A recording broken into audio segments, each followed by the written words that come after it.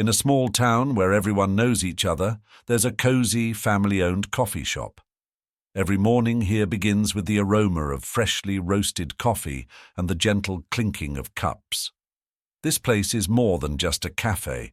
It's a hub of life for the locals, where everyone feels at home.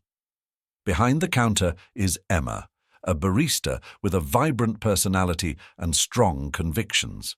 She's worked here for years and has become a part of this small coffee shop family. Emma always takes time to chat with regulars, but her principled nature sometimes works against her. Then there's Michael, a successful entrepreneur, returning to his hometown after many years.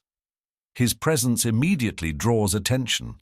A sharp suit and a bright red cap, with a bold message that leaves no one indifferent.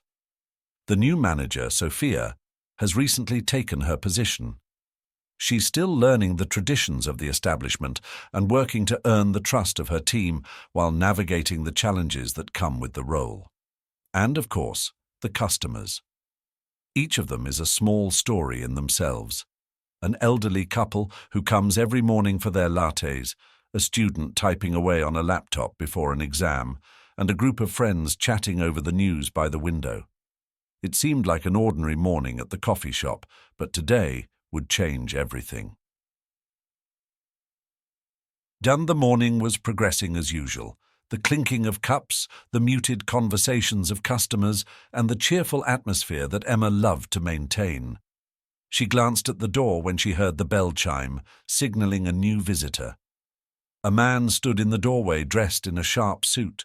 His posture and confident movements immediately caught everyone's attention. But what really stood out was the red cap with the words MAGA emblazoned on it. The sight of it triggered an immediate irritation in Emma. Her smile vanished, and a flicker of indignation crossed her face. Placing a cup on the counter and taking a deep breath, Emma walked over to the table where Michael had settled. The customers began exchanging glances, sensing the tension in her stride. "Good morning. I'm sorry, but I won't be serving you with that symbol," she stated firmly, avoiding direct eye contact. Michael looked up from the menu, his expression calm and composed. "Interesting," he replied evenly. "And why is that?" Emma crossed her arms, trying to keep her composure. "That symbol goes against everything I stand for. I find it inappropriate in our cafe." Her voice was steady, but the room grew even quieter as everyone strained to listen. Michael set the menu aside slowly and gave her a faint smile. "Are you sure you know what it means to me personally?"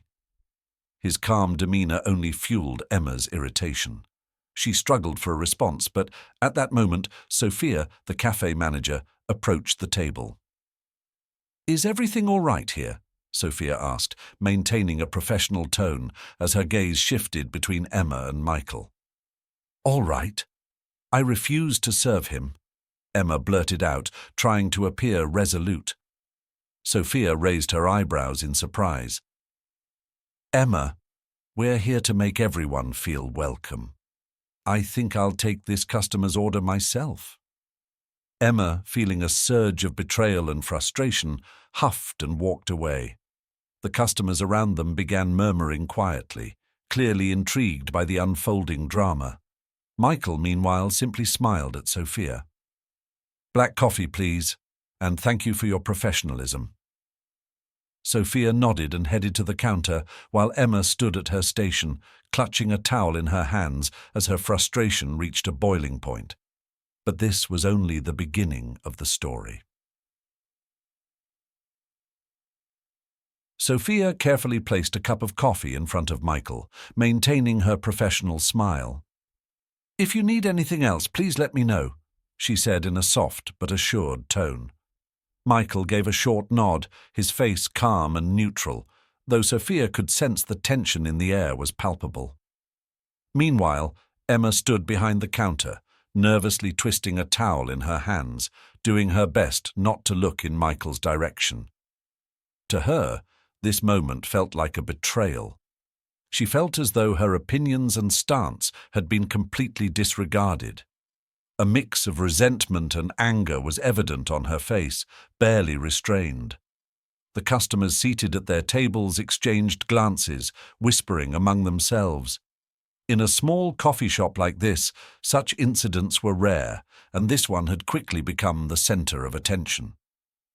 "Did you see that hat?" murmured Victor, one of the regulars, his voice low but loud enough to carry to the neighboring tables. "I wouldn't serve him either. It's a provocation, not just an order." The woman seated next to him, clearly displeased with his comment, turned and replied, "Provocation? He's just wearing a hat. Does that give anyone the right to treat him like this?" Her words sparked a quiet debate among the customers. At another table, a student working on his laptop glanced up and added, "I think if it's a private establishment, they have the right to decide who they serve. Freedom of choice, right?" But his neighbor, a middle-aged man shaking his head, countered, "Freedom of choice means serving everyone without exceptions. This is a coffee shop, not a political club." The conversations grew louder. The cafe's usual calm and cozy atmosphere now resembled a tense gathering of opposing factions. Sophia noticed this and felt the situation slipping out of control. She shot a quick glance at Emma, who remained behind the counter, avoiding any participation in the discussion.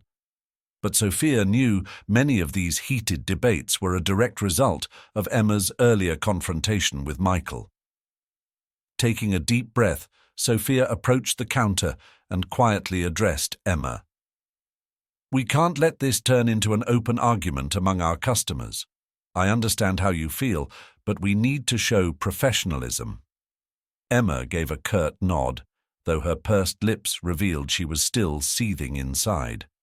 Meanwhile, Michael, as though oblivious to the brewing conflict around him, sipped his coffee slowly. He observed the situation out of the corner of his eye, but kept his expression calm and composed, as if waiting for it to resolve on its own. But for Emma, Sophia, and the cafe itself, this story was far from over. The cafe gradually returned to its usual rhythm. Customers continued sipping their coffee and chatting, though an undercurrent of tension lingered in the air. Michael appeared entirely unaffected by the surrounding events. He calmly set his empty cup on the table, pulled out his wallet, and left a generous tip. "Thank you for the coffee," he said, glancing at Sophia with a faint smile. His words seemed to carry a meaning far beyond the drink itself. Sophia smiled back, though she sensed there was something significant hidden beneath his calm demeanor. Michael gathered his belongings, adjusted his red cap, and walked out of the cafe, leaving behind an air of intriguing calm. From behind the counter, Emma cast a fleeting glance his way, pressing her lips tightly together. She said nothing, but her emotions were still swirling inside.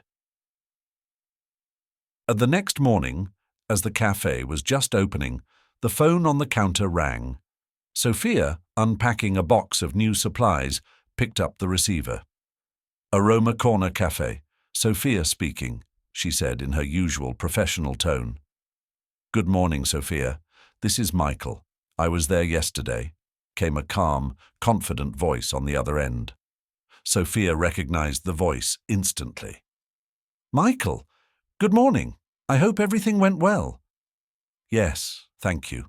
The coffee was excellent, and the service was adequate," he said, pausing briefly. Sophia could sense something unexpected was coming. "I'd like to discuss yesterday's incident with you. But first, there's something I think you should know," Michael continued. His voice remained steady, but Sophia felt a knot of tension tighten in her chest. "Actually, I'm the owner of this cafe. Aroma Corner is part of a chain I founded several years ago." For a moment, Sophia froze. His words came as such a surprise that she nearly dropped the phone. You're the owner?" she asked, trying to mask her shock. "Yes. I don't visit often since I oversee several locations, but I like to drop in occasionally to see how things are running," Michael explained. Sophia's heart raced. She took a breath, trying to compose herself. "Michael, honestly, I didn't expect that. Thank you for letting me know. What would you like to discuss?" "I'd like to meet with you and Emma together. Her behavior yesterday was unacceptable, but I believe people can learn and grow from their mistakes. Can you arrange a meeting?" he asked. Sophia nodded, though Michael couldn't see her. "Yes, of course. I'll explain everything to Emma and prepare her for the conversation. Thank you for your patience, Michael." "Thank you, Sophia. See you tomorrow," he replied, before hanging up.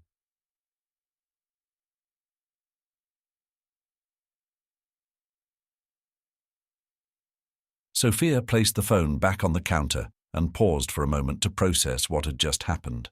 For her, this was a challenge. She knew her task was not only to resolve the conflict, but also to teach Emma an important lesson about professionalism.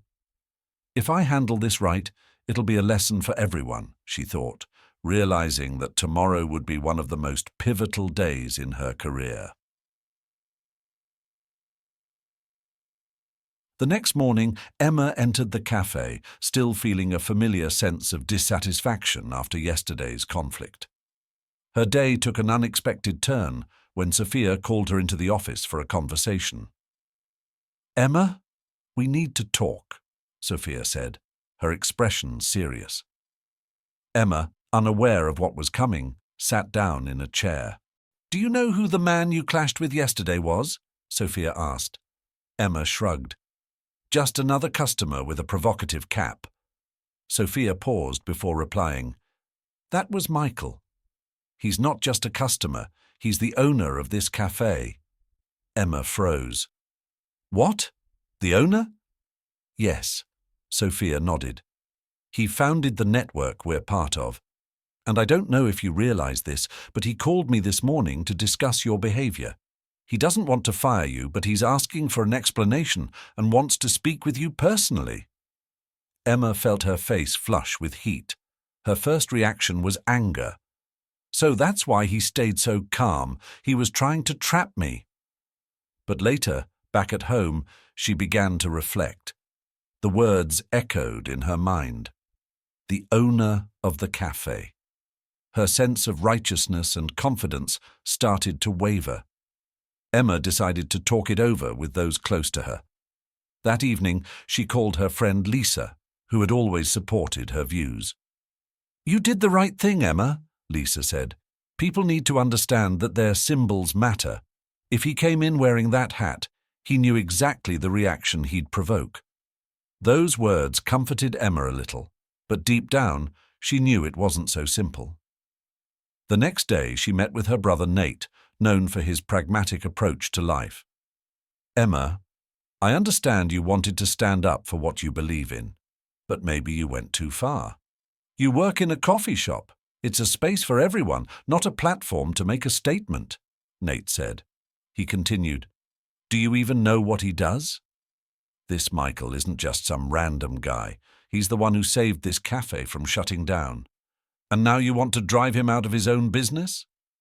Those words struck a blow to her pride. Emma realized she didn't know anything about the man she had judged so harshly. But the final push came from a conversation with her grandmother, a wise woman who had always helped her find the right path. "Sweetheart," her grandmother said, sitting in her chair and pouring tea. "You're right about one thing. It's important to stand by your convictions. But you know what else is important? Understanding people. A hat is just an object. People are always more than their clothing." Those words echoed in Emma's mind. She began to wonder, had she made the right assumptions about Michael? What if he wasn't who she thought he was?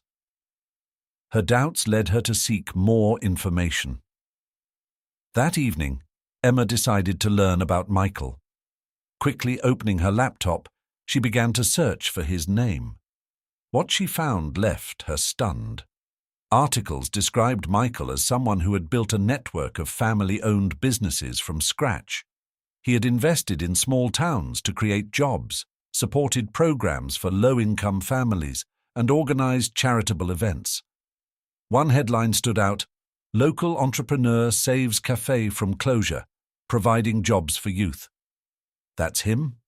Emma whispered, her face pale. Her prejudice and anger started to transform into guilt.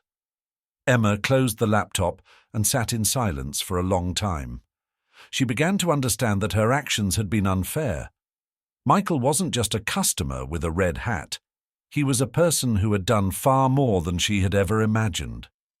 She couldn't stop thinking about it. She knew she had to make things right, and that it had to start with herself. Tomorrow she would meet Michael, and she now realized that what was at stake wasn't just her job, but her own integrity. The next morning, as the cafe began to come to life, Emma sat at a table with a piece of paper in front of her. She wasn't watching the customers or preparing coffee. She was writing a letter. On the paper were carefully written lines of apology, but her face revealed her inner struggle. Emma knew that writing a letter was the easiest way to admit her mistake. But with every word she wrote, she felt more and more that it wasn't enough. Apologies should be personal, not delivered through a piece of paper. When the doorbell of the cafe rang, Emma flinched. She looked up and saw Michael walking calmly to an empty table. His red hat once again drew attention, but this time Emma saw it differently. She took a deep breath and decided she was ready for a conversation. Michael had come not only to talk about the incident, but to understand what had driven Emma's actions. His steps were measured, his expression serious but not hostile. Sophia, the manager, led him to the table where Emma sat, visibly nervous. When they both sat down, an unusual silence fell over the cafe. Emma tried to smile, but her voice trembled as she began to speak. Michael started the conversation with a question that immediately made Emma reflect. "Why did you assume you knew me just from seeing my hat?" Emma, feeling the words catch in her throat, managed to respond, "It was impulsive. I let my emotions take over. I didn't stop to think about who you really were, and that was wrong." Michael listened calmly, not interrupting. Then he asked his next question. "You said my views conflicted with yours, but you didn't know anything about me. Why did you feel you could judge me?" Emma paused to reflect. His words were simple, but their meaning was profound. She admitted that she had jumped to conclusions too quickly, basing her judgment on assumptions. Apologizing, she added that she was sorry her actions might have hurt him. Michael listened to her apology, and instead of expressing frustration, he used the moment as an opportunity to teach. He said, "In a cafe, as in life, professionalism is key. People come here not to be judged, but to find a welcoming space where they feel accepted." Those words struck a chord with Emma. She realized that her actions had contradicted not only her professional responsibilities, but also basic respect for others.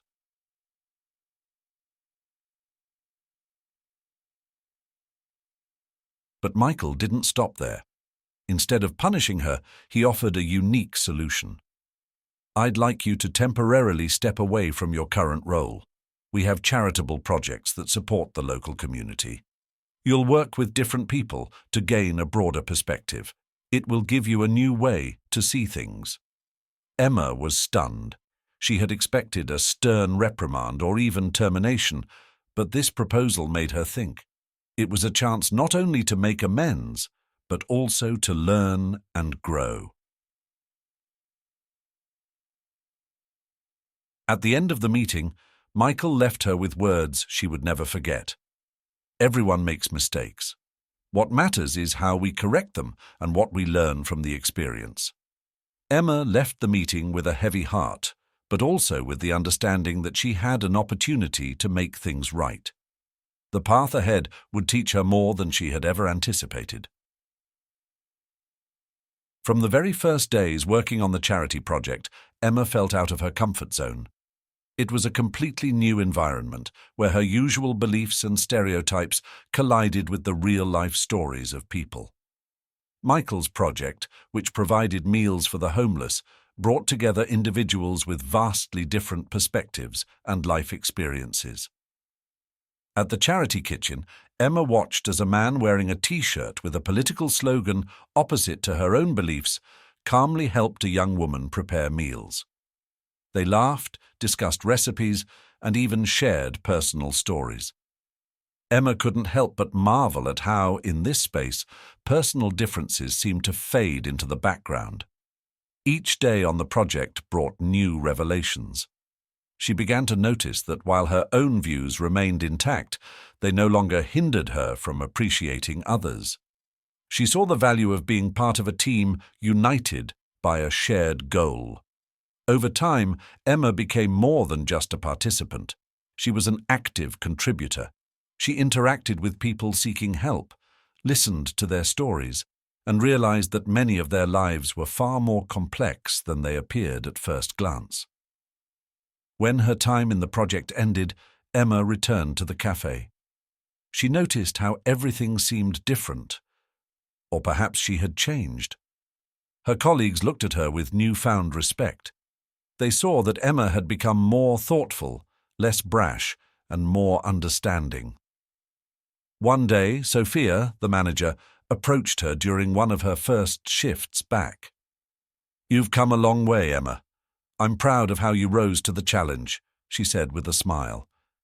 Michael, who had quietly observed her growth all along, also acknowledged her efforts. "I can see you've changed.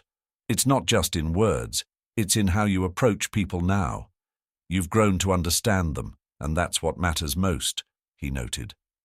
Those words confirmed for Emma that her efforts had been worthwhile. She realized that mistakes are not the end of the road, but a chance to grow. This experience had forever changed how she saw others and herself. Emma returned to the cafe, but she was no longer the same Emma. Her colleagues immediately noticed that she had become more confident, patient, and willing to listen. This new approach quickly reflected in her work. Customers felt her genuine care, and her teammates saw her as a reliable partner. One day, a new employee joined the cafe, a young man named Alex. It was his first day, and he was clearly nervous. Before the shift started, Emma noticed his unease and decided to help. She didn't have to wait long. Within an hour of opening, Alex faced his first challenging customer. A woman at the counter was loudly complaining about her coffee. Alex froze, unsure how to respond. Emma stepped in, placed a reassuring hand on his shoulder, and said softly, "Let me handle this." With a smile, she listened to the woman, maintaining calm professionalism. "I completely understand. Let's fix this for you. We want to make sure you're happy," she said, offering to make a fresh drink.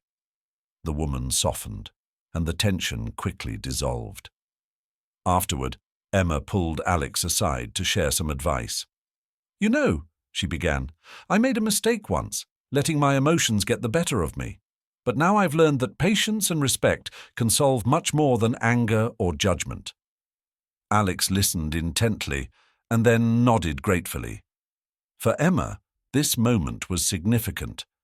She realized that her own lesson had become valuable to others. She wasn't just a barista anymore. She was an example for the team. At the end of the workday, Michael stopped by the cafe to check in. He paused at the counter to chat briefly with Emma. "I heard about how you helped Alex," he said. "You didn't just handle a conflict. You turned it into an opportunity to teach someone something new. That's exactly what I value." Before leaving, Michael left her with words that Emma would never forget. "People are not the things they wear.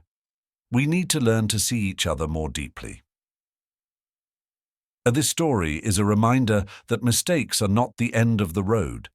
They give us the opportunity to grow, learn, and become better. Each of us can change our perspective on others if we're willing to listen, understand, and respect. What do you think? Can bias be easily overcome? Share your thoughts in the comments. And if this story inspired you, don't forget to like, subscribe to the channel, and turn on notifications for more uplifting stories.